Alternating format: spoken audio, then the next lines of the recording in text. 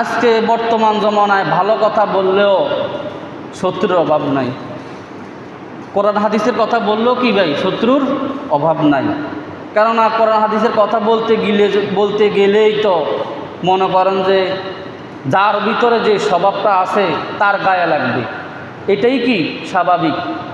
কয়েকদিন আগে ফেসবুকে দেখলাম যে এক ইমাম সাহেব খুতবার মধ্যে খুতবা দিয়েছেন, কোরআনের তাফসির করছেন, তো এক জালেমের ভালো লাগে নাই, তারা মারে একবার রক্তাক্ত করে দিয়েছেন মসজিদের ভিতরে। তাহলে চলে কোন জমানায় আমরা চলে আসছি? আজকে আর মানুষ মিম্বারের মধ্যেও কি না হেফাজত না, মসজিদের ভিতরেও হেফাজত না। তার মানে কি কিয়ামত চলে আসছে, দুনিয়ার হায়াত আর বেশি দিন নাই। দুনিয়ার নেয়ামতগুলো আল্লাহ তাআলা আস্তে আস্তে উঠাই ফেলতেছে। এই কারণে আমার কর্মই আমাকে আসল জায়গা দেখাবে, আমার কর্মই আমাকে সঠিক রাস্তা দেখাবে, আমার আমল আমাকে সঠিক রাস্তা দেখাবে, আমার কলব আমাকে সঠিক রাস্তা দেখাবে। আজকে ইহুদি নাসারাদের যে গুণগুলো ছিল, বেঈমানদের যে গুণগুলো ছিল, বেঈমানরা ইহুদি নাসারারা ইসলামের সব গুণ তারা আঁকড়ে ধরে রাখছে, শুধু একটা গুণ ছাড়া। সেটা কি? লা ইলাহা ইল্লাল্লাহ মুহাম্মাদুর রাসূলুল্লাহ। শুধু তারা এক আল্লাহর প্রতি কি আনে নাই? ঈমান আনে নাই। আর নইলে ইসলামের যতগুলো ভালো দিক আছে তারা ওগুলা গ্রহণ করছে। এই কারণে আল্লাহ তাআলা দুনিয়াতে তাদেরকে দিয়ে দিছে। এই কারণে আল্লাহ তাআলা তাদেরকে কী করে দিছে? দুনিয়াতে দিয়া দিছে, সব কিছু তাদেরকে দুনিয়াতে দিয়া দিছে। তারা নবীজির ভালো গুণগুলো আঁকড়িয়ে ধরে রাখার কারণে আল্লাহ তাআলা তাদেরকে কি দুনিয়া তো দিয়া দিছে, নাহলে দুনিয়াও তাদের জন্য জান্নাত হইতো না। দুনিয়াও তাদের জন্য কি হইতো না? জান্নাত হইতো না।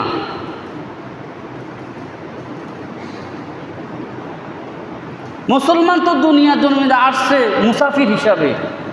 মুসাফির অর্থাৎ জেলখানা। মুমিনের জন্য দুনিয়াটা হলো কি ভাই? জেলখানা। জেলখানা যেরকম মানুষ স্বাধীন না, দুনিয়ার জমিনে কোনো মুসলমান কি না স্বাধীন না। শুধু কাফেরদের জন্য দুনিয়াটা জান্নাত। কেন? কাফেররা আল্লাহকে মানে না, আল্লাহ শরীয়ত মানে না, কোরআন মানে না, হাদিস মানে না। এই কারণে সে যেমনি মনে আসে সে তেমনি চলতে পারবে। আমি মুসলমান কি সেভাবে পারবো চলতে?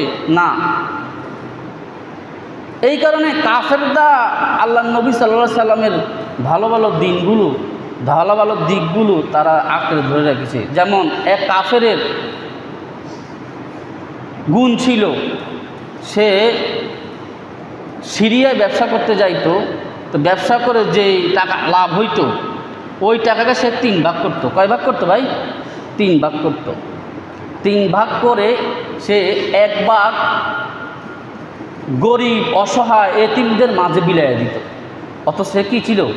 কাফের ছিল। সে কী ছিল? সিলমারা কাফের, সিলমারা জাহান্নামী ছিল। মক্কার সিলমারা একটা নেতা ছিল, কাফের ছিল। অথচ তার ভালো গুণটা দেখেন। তার ভালো গুণ ছিল কি? সে তার লাভের অংশকে 3 ভাগ করত। 1 ভাগ সে গরিব দুঃখী এতিম অসহায়দের মাঝে বিলাইয়া দিত, আর 1 ভাগ সে মেহমানদারি করাইতো। আর 1 ভাগ সে কী করতো ভাই? মেহমানদারি করাইতো, মানুষদেরকে এনে এনে খাওয়াইতো। আর 1 ভাগ সে নিজের জন্য কী করতো? ব্যবহার করত, রেখে দিত। অথচ আজকে মেহমানদারি করাটা আমাদের জন্য খুব কষ্টকর হয়ে গেছে। মেহমানদারি করাটা আমাদের জন্য কী হয়ে গেছে? কষ্টদায়ক হয়ে গেছে। মেহমান একটা ঘরে আসলে আমাদের মন খারাপ হয়ে যায় অনেক সময়, সবাই না, অনেকের মন খারাপ হয়ে যায়। অথচ মেহমানের সাথে আল্লাহ রিজিক পাঠাইয়া দেয়। মেহমানের সাথে আল্লাহ কী পাঠাইয়া দেয়? তোমার রিজিক পাঠাইয়া দেয়। এমনও ঘটনা আছে যে এক সাহাবীর মেহমানদারি আল্লাহ এত পছন্দ হয়েছে যে আল্লাহ কোরআনের আয়াত নাযিল করে দিয়েছে আল্লাহ নবীর কাছে। তার মেহমানদারি এত পছন্দ হয়েছে আল্লাহর দরবারে। তো এই কারণে কাফেররা আমাদের ভালো গুণগুলো ধরে রেখে তারা দুনিয়াতে শান্তিতে আছে, আর আমরা কাফেরদের গুণগুলা দুনিয়াতে আমাদের জীবনে ফিট করে আমরা অশান্তিতে আছি। বলেন তো কে শান্তিতে আছি আমরা? আমাদের পারিবারিক জীবনে কেউ বলতে পারিবারিক জীবনে শান্তি আছি, সংসার জীবনে শান্তি আছি, মানসিক জীবনে শান্তি আছি? কোনো মুসলমান শান্তিতে নাই। কেন নাই? আজকে নবীর সুন্নাত থেকে আমরা দূরে, নবীর আখলাক থেকে দূরে, নবীর চরিত্র থেকে দূরে। এই কারণে আজকে আমাদের শান্তি নাই, আর আমাদের শান্তি হবেও না। যেই পর্যন্ত নবীর আদর্শকে নিজের আদর্শ না বানাবো। তো কাফেররা নবীর আদর্শকে আদর্শ হিসেবে মেনে নিয়েছেন, শুধু ঈমান আনে নাই। এই কারণে আল্লাহ তাআলা দুনিয়াতে তাদেরকে দিয়া দিছে, নাজ নেয়ামত দিয়া দিছে। যা তোরা যেহেতু আমার নবীর সুন্নত উপরে আমল করতেছস, আমার নবীর ভালো গুণগুলো আদায় করতেছস, যা তোদেরকে দুনিয়াতে একটু শান্তি দিয়ে দিলাম। তো কোনো মুসলমান যদি নবীর আদর্শগুলো আঁকড়ায় ধরে, তাইলে তো সে দুনিয়া তো আল্লাহ তাআলা তাকে শান্তিতে রাখবে, আখিরাত তো তার জন্য জান্নাত আল্লাহ তাআলা বরাদ্দ করে রাখবে। এখন আজকে আমার কর্মের কারণে, আজকে আমার গুনার কারণে, আজকে আমার কলব নষ্ট হয়ে যাওয়ার কারণে, শয়তানের দোকায় চলার কারণে আজকে আমি আমার পায়ে কুড়াল মারি, আমি আমার ভবিষ্যৎ, আমি আমার আখিরাত নষ্ট করে ফেলতেছি।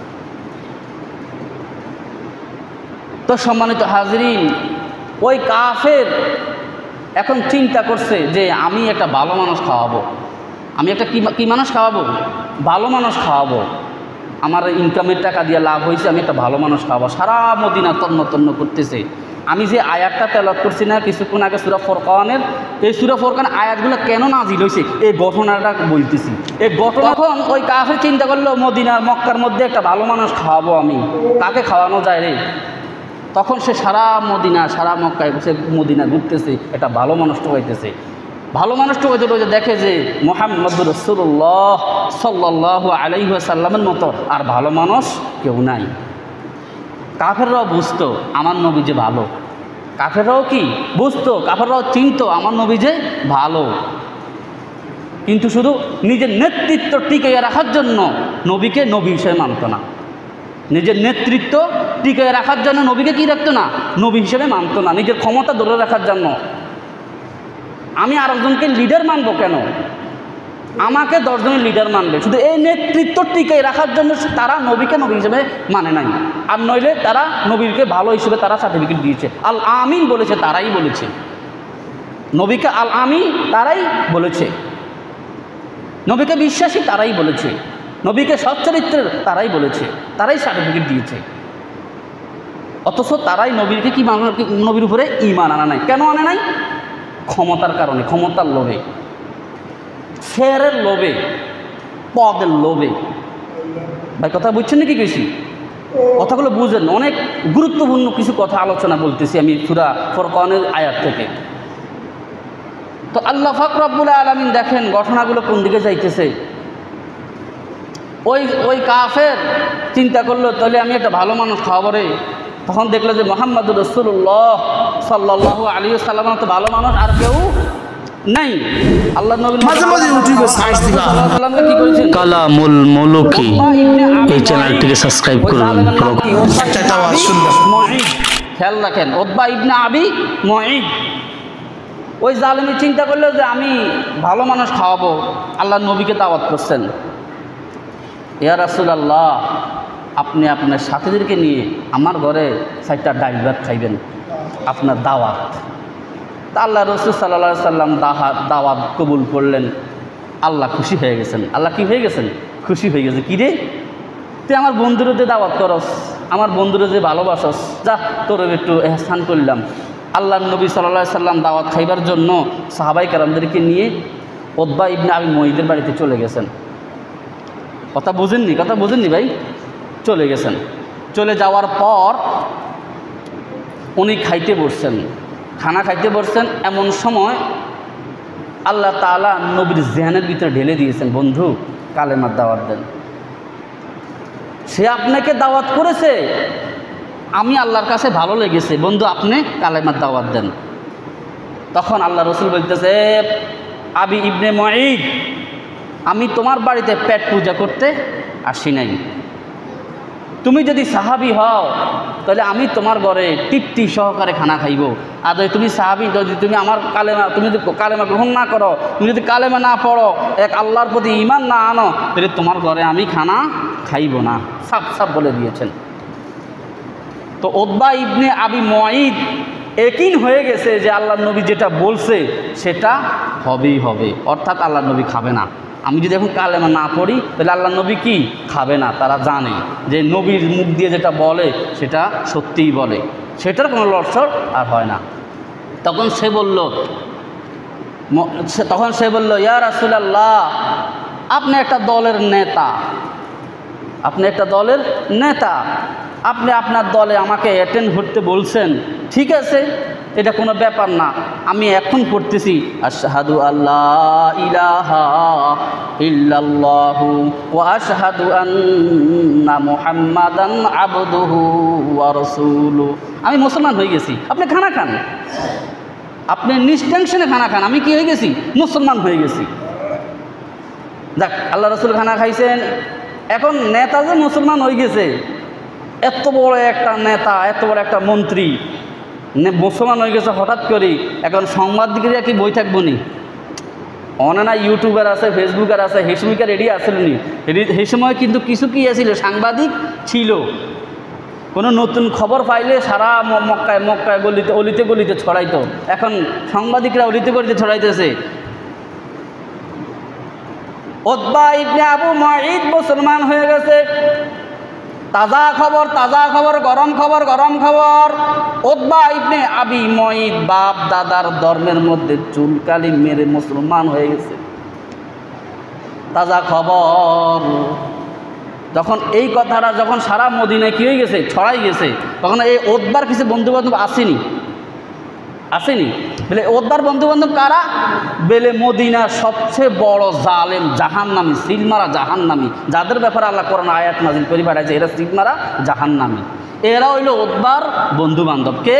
আবু লাহাব, আবু জাহেল, উতবা, সাহেবা, এটি হইল তার বন্ধুবান্ধব, যারা একেবারে মদিনার সিলমারা জাহান্নামী। তারা খবর পাইছে, তারা এখন খবর পাই ছুটি চলিয়েছে, কিরে বন্ধু, এখন তারা বন্ধু হয়েছে, উতবা, আবু লাহাব, আবু জাহেল, উতবা, সাহেবা, এরা এখন কি উতবা ইবনে আবু মুআইদের বাড়িতে চলে আসছে। কিরে বন্ধু, তোর সাথে এত ভালোবাসা, এত বন্ধুত্ব, তুই মুসলমান হইলি, আমাদেরকে একটাবার জানাইলি না। এক বোতল মদ যখন খাইতাম তোর লইয়া খাইতাম না, এক বোতল মদ তোর বাড়িতে পাঠাইতাম, আমি এক বোতল খাইতাম। চাঁদার টাকা তোরে এক ভাগ পাঠাইতাম, আমি এক ভাগ খাইতাম। তাহলে তুই এসে বন্ধু মুসলমান হইলি, আমাদেরকে একটু জানাইলি না, আমাদের সাথে তুই সম্পর্ক রাখলি না। ঠিক আছে, যা, আজকের সাথে তো আজকের পর থেকে তোর সাথে আমাদের সম্পর্ক বিচ্ছিন্ন, তোর সাথে আমাদের সম্পর্ক কি ভাই? বিচ্ছিন্ন, তোর মন্ত্রিত্ব খতম। কথা বুঝেননি ভাই? তোর মন্ত্রিত্ব খতম, তুই আর আমাদের সবাই যাইবি না, তোর মন্ত্রিত্ব কি শেষ, তোর চেয়ার শেষ। দেখেন এই জালেমি তখন পোলট্রিটা লইতে আছে, কীভাবে পোলট্রিটা আল্লাহ কোরআনে বর্ণনা করছে, কীভাবে পোলট্রিটা লয়। তখন সে ওই জালেমি বলেছে, এ আবু লাহাব, কে বলেছে আমি কালেমা পড়ে মুসলমান হইলাম? লা তুজ্জার কসম, আমি ইমানের কালেমা পড়ি নাই। দেখছেন নি কি পোলট্রিটা লইয়া লইল জালেমি? লা তুজ্জার কসম, আমি বিশ্বাসের কালেমা পড়ি নাই। লা তুজ্জার কসম, আমি ইমানের কালেমা পড়ি নাই।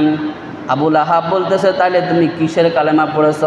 বলতেছে, লা তুজ্জার কসম, আমি পলিটিক্সের কালেমা পড়েছি, আমি রাজনীতিকের কালেমা পড়েছি, আমি স্বার্থ উদ্ধারের কালেমা পড়েছি। বলে কেমন স্বার্থ উদ্ধার?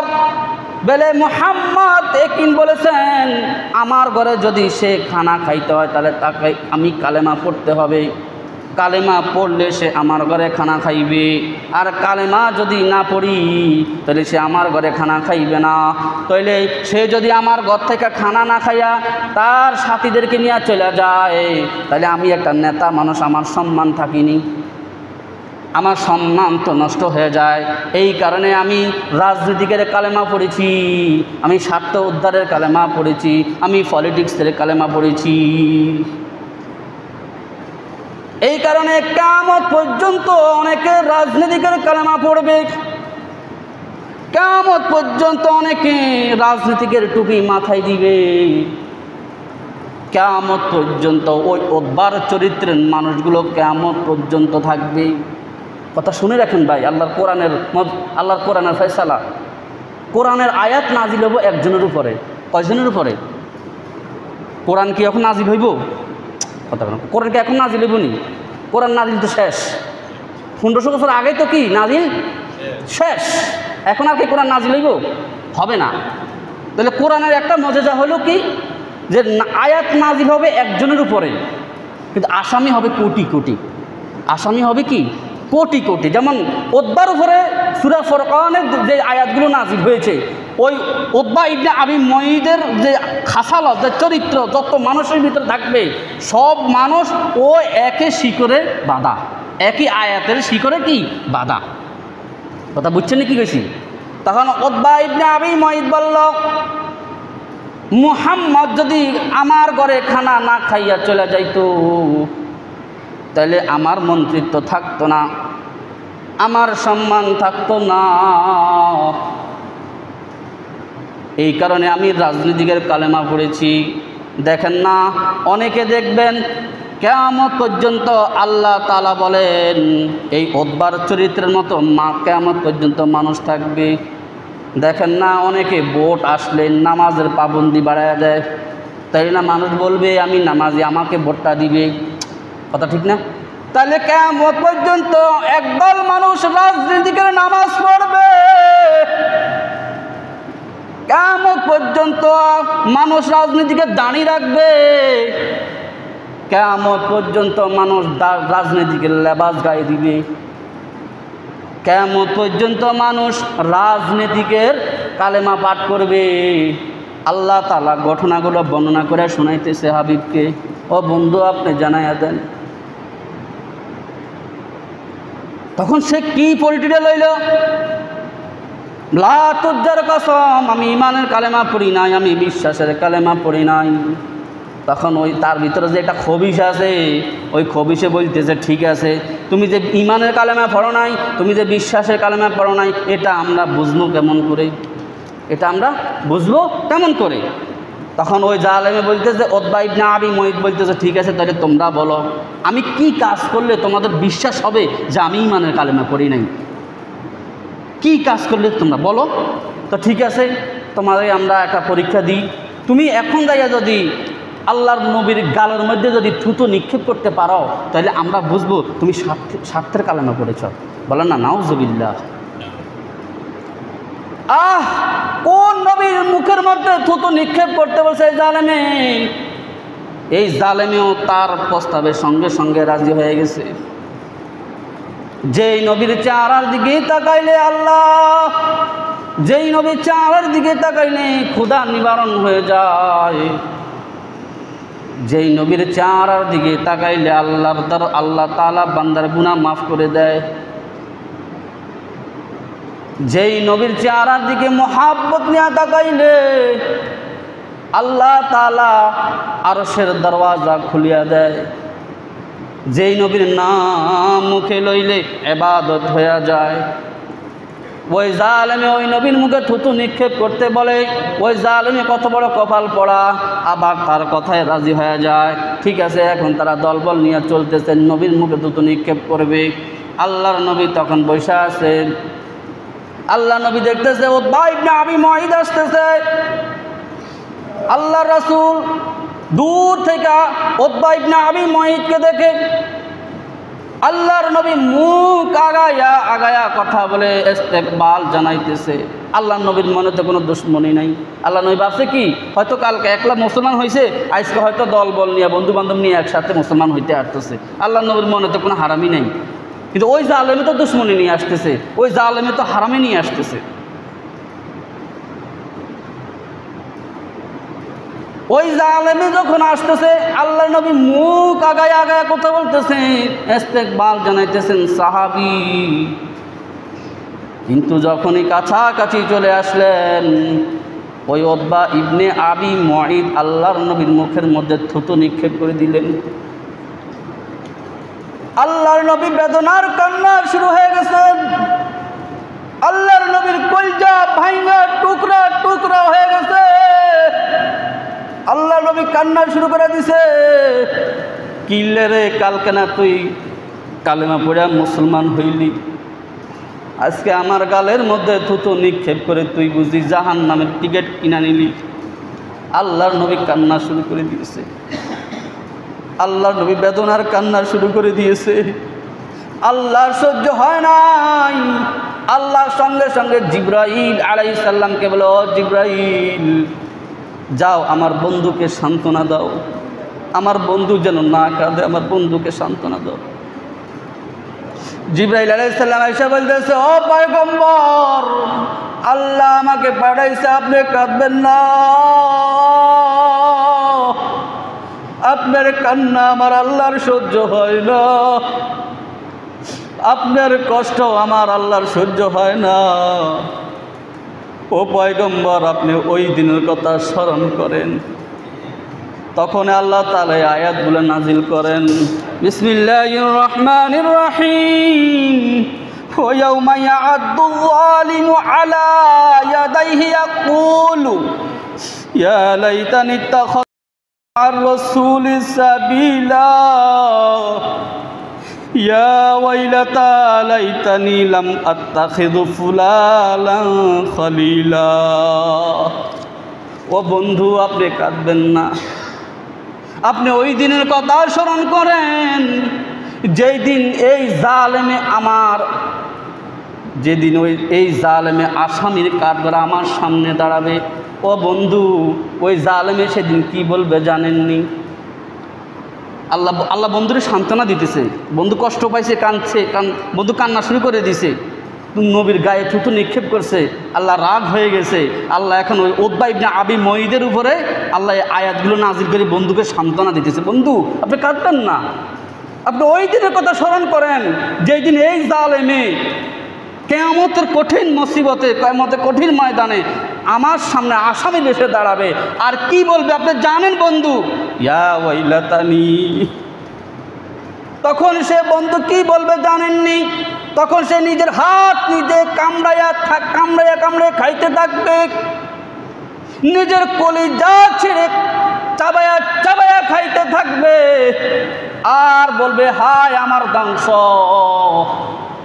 কিল্লের যে মোহাম্মদ রে বন্ধু বানাইলাম না, কিল্লের দুষ্ট লোকরে বন্ধু বানাইলাম। আজকে যদি দুষ্ট লোকরে বন্ধু না বানাইতাম, তাইলে কঠিন মুসিবতের সময় আমি আল্লাহর আরশের নিচে ছায়া পাইতাম। কিল্লেরে ওই জালেমে বন্ধু বানাইলাম, যেই জালেমে সেই দালায় ওই খবিশরে বন্ধু বানাইলাম, যেই জালেমে জুলুম করে ওই খবিশরে বন্ধু বানাইলাম, যেই জালেমের সমাজের মধ্যে বোমাবাজি করে, যেই জালেমের সমাজের মধ্যে সমাজের দুশ্মন, ইসলামের দুশ্মন, ওই খবিশটারে কিল্লেরে বন্ধু বানাইলাম। বুঝেন না কথা? উতবা ইবনে আবু মুঈদ আফসোস করে বলতে থাকবে, আল্লাহ তাআলা বর্ণনা করে বন্ধুরে সান্ত্বনা দিতেছে, বন্ধু আপনি ওই দিনের কথা স্মরণ করেন, আপনি কাঁদবেন না। ওই দিন সেই কথাগুলো বলে বলে কাঁদবে, আর নিজের হাত নিজে কামাইতে থাকবে, আর বলতে থাকবে, হায় আমার ধ্বংস, কিল্লেরে আমি মুহাম্মদের বন্ধু বানাইলাম না, হায় আমার ধ্বংস, কিল্লেরে আমি উতবারে বন্ধু বানাইলাম, কিল্লেরে আমি আবু জাহিলের বন্ধু বানাইলাম। কথা বুঝেন নাই? তাহলে এখন উতবা কি এখন কি নবী আসেনি? কথা কানাকে এখন নবী আছে? কথা জবাব দেন, এখন কি নবী আছে? এখন কোরআন হাদিসের কথা কে বলবে? আল্লাহর কোরআনের কথা কে বলবে? নবীর হাদিসের কথা কে বলবে? ওয়ারাসাতুল আম্বিয়া, আলেমরা বলবে। আলেমরা হইল নবীদের ওয়ারিস। তাইলে এখন ওই যে উতবার মতো, উতবা ইবনে আবি মুঈদের মতো কিছু কিছু উম্মত ওই শিকলে বাঁধা হয়ে কিয়ামতের ময়দানে নিজের হাত কামড়াইব, পা কামড়াইব, কলজা কামড়াইব, আর বলতে থাকবো, কিল্লেরে আলেমরে বন্ধু বানাইলাম না। বললাম না আগে তো কইছে, আয়াত নাজিল হবে একজনের উপরে, আসামি হইব কোটি কোটি। উতবা ইবনে আবি মুঈদের মতো চরিত্র আখলাক যার ভিতরে থাকবে, কিয়ামতের ময়দানে সে এরকম হাত কামড়াইতে বলবে, কিল্লা আলেমরে বন্ধু বানাইলাম না, কিল্লেরে শয়তানরে বন্ধু বানাইলাম, কিল্লেরে জালেমরে বন্ধু বানাইলাম। আজকে যদি আলেমদের বন্ধু বানাইতাম, তাহলে নেক্সট সোহবতের কারণে আজকে হয়তো আল্লাহ তাআলা আমাকেও জান্নাতে দাখিল করে দিত। কথা বুঝেন না কি কইছি? তো এই কারণে নেক্সট সোহবত অনেক দরকার, সৎসঙ্গ অনেক দরকার। আজকে সৎসঙ্গের কারণে আজকে আমাদের সন্তানগুলো নষ্ট হয়ে যেতে আছে। সন্তানগুলোদেরকে ভালো ছেলেদের সাথে চলাফেরা করার চেষ্টা করাইবেন। সন্তানগুলো যেন গাঁজাখোরের লগে না মিশে, কিনলে গাঁজাখোরের লগে মিশলে সে গাঁজা খাওয়া শিখে যাবে। বাবাখোরের লগে মিশলে বাবা খাওয়া শিখে যাবে। মদখোরের লগে মিশলে মদ খাওয়া শিখে যাবে। এটা হলো সৌবত। আল্লাহওয়ালা লোকদের সাথে মিশলে আল্লাহওয়ালা হওয়া যাবে। নামাজির সাথে চললে নামাজি হওয়া যাবে।